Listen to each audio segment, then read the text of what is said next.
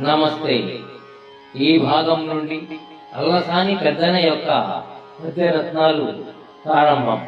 అల్లసాని పెద్దన తెలుగు సాహిత్య చరిత్రలో అత్యంత ప్రముఖుడైన కవి. ఆయనను ఆంధ్ర కవితా పితామహుడు అని గౌరవిస్తారు. విజయనగర సామ్రాజ్యాధీశుడు శ్రీకృష్ణ దేవరాయల ఆస్థానంలోని కవులలో పెద్దన అగ్రగణ్యుడు.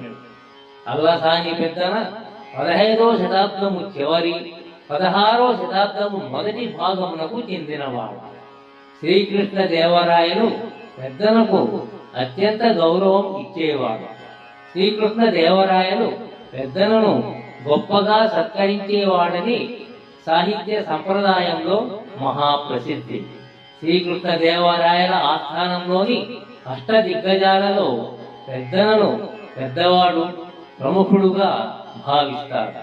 పెద్దనకు ప్రఖ్యాతి తెచ్చిన మహాకావ్యము మను చరిత్ర.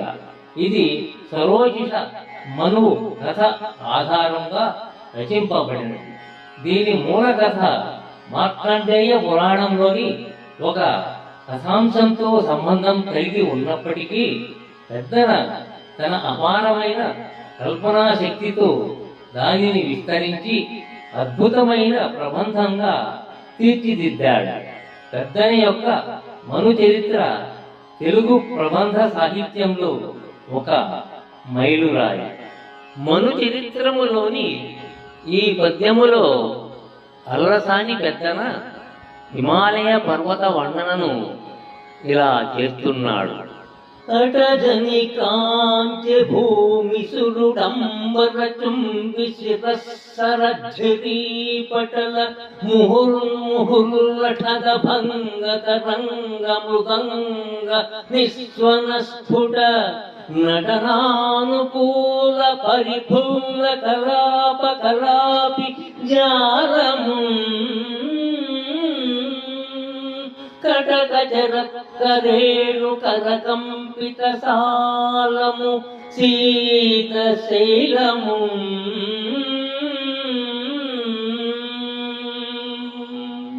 ప్రౌరాఖ్యుడు హిమాలయాన్ని చూస్తున్నాడు.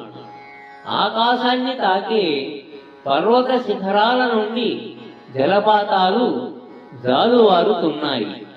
వాటి శబ్దం మృదంగ నాదంలా వినిపిస్తోంది.